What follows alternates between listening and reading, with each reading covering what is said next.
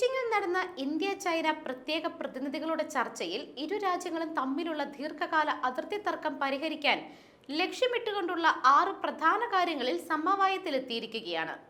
തർക്കമുള്ള അതിർത്തിയിൽ സമാധാനം നിലനിർത്തുന്നതിനും അതിർത്തി തർക്കത്തിന് ന്യായവും പരസ്പര സ്വീകാര്യവുമായ പരിഹാരത്തിനായി പ്രവർത്തിക്കുന്നതിനുമുള്ള പരസ്പര ധാരണയ്ക്ക് ചർച്ചകൾ അടിവരയിട്ടു.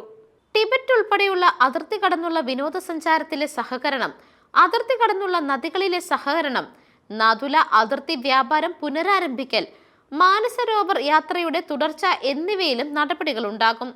അതിർത്തി പ്രശ്നം പരിഹരിക്കുക മാത്രമല്ല, വിവിധ മേഖലകളിൽ ഉഭയകക്ഷി സഹകരണം വർദ്ധിപ്പിക്കുന്നതിനുള്ള സമഗ്രമായ സമീപനമാണ് കരാർ പ്രതിഫലിപ്പിക്കുന്നത്. ദേശീയ സുരക്ഷാ ഉപദേഷ്ടാവ് അജിത് ഡോവലും ചൈനീസ് വിദേശകാര്യമന്ത്രി വാങ് യിയും തമ്മിലാണ് ചർച്ച നടന്നത്.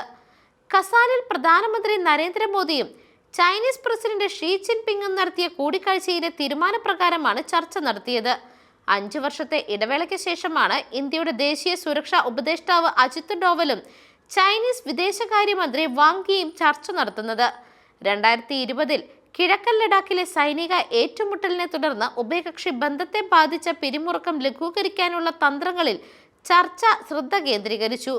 23-ാം റൗണ്ട് ചർച്ചയാണ് ബുധനാഴ്ച നടന്നത്. ഇന്ത്യൻ പ്രതിനിധി സംഘത്തെ നയിക്കുന്ന NSA ഡോവൽ ചൊവ്വാഴ്ച തന്നെ ബീജിംഗിലെത്തിയിരുന്നു. അടുത്ത വർഷം ഇന്ത്യയിൽ പ്രത്യേക പ്രതിനിധി യോഗങ്ങളുടെ ഒരു പുതിയ റൗണ്ട് നടത്താൻ ഇരുപക്ഷവും സമ്മതിച്ചിട്ടുണ്ട്. News desk മെഗ്നവിഷൻ.